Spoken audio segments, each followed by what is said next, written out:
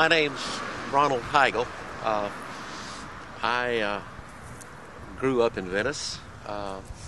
My family is a longtime pioneer family from this area. I've had a good life here in Venice, and I've lived here all my life, as you can hear. And I became very involved in the history of Venice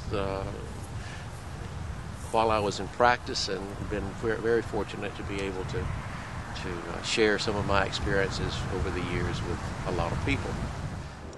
This is Heritage Court, and it is to commemorate the first big developers of Venice and the Venice area.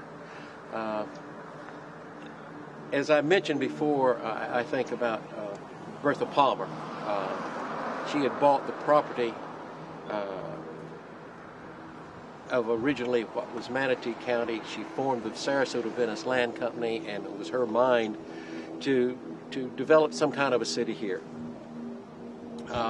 She actually had it platted into lots, but nothing came of it. She died, and in the aftermath of World War I, a very famous surgeon, Dr. Fred Albee, bought her investment down here.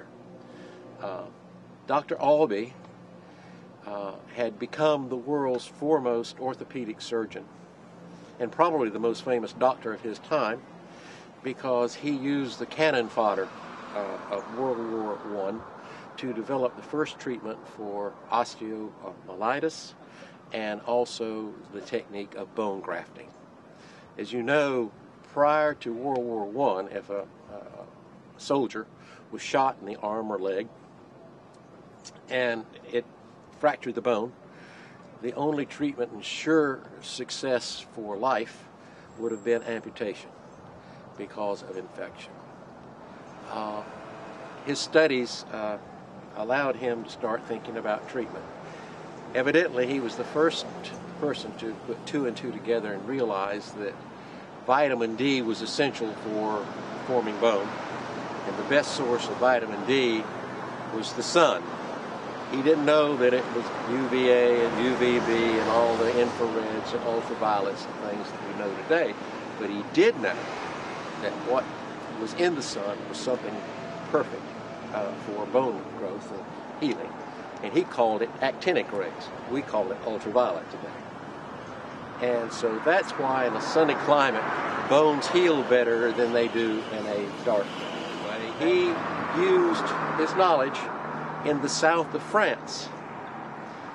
And when he was looking for a place in the United States to find a place where he could establish further research in a hospital, he decided Florida was it. And he's right. We have clear skies, lots of sunshine. And so he bought this property from this area from Bertha Palmer. Story has it that he bought this land that we all stand on today for something like $100,000. He then went to the United States' foremost city planner, John Nolan, in Cambridge, Massachusetts, to draw him a plan for this area. It was not only what is today's Venice, but also much of what is today's Nokomis. He got this plan and said, how much is it going to cost? And as successful as he was, I guess he had to gulp and say, it's too big for my blood. So anyway, he sold the property and the plan for this property to the Brotherhood of Locomotive Engineers out of Cleveland, Ohio, the largest union in the United States, and I guess at that time the richest. And they proceeded then in 1925 to 28-29 to develop the city as we know it, laying out the streets, the sidewalks, building many, many beautiful homes and businesses along the way. Albee stayed here, built himself a beautiful home, still existing in Nokomis at the conjuncture of Sunrise and Sunset Drives, overlooking the bay there. He developed Eagle Point with streets, and the west side of what's today's 41. And that was separate from the B of LE venture. He did that himself. Naturally, we know what happened. Everything fell apart. At the Great Depression, Venice became a ghost town. And except for a few businesses and a few people who stayed, one of whom was Fred Albee.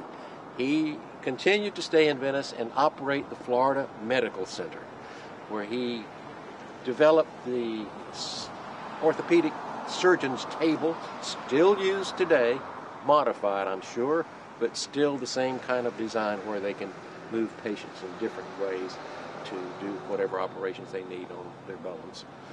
But a brilliant man, brilliant surgeon, and he loved Venice. He used to have his own private plane fly patients who came from all over the world to see him right here to Venice.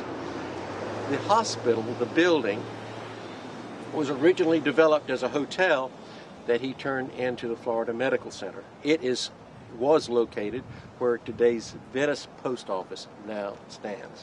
When I grew up, it had turned back to a hotel and a nice restaurant. Front, there were storefronts in the front along Venice Avenue.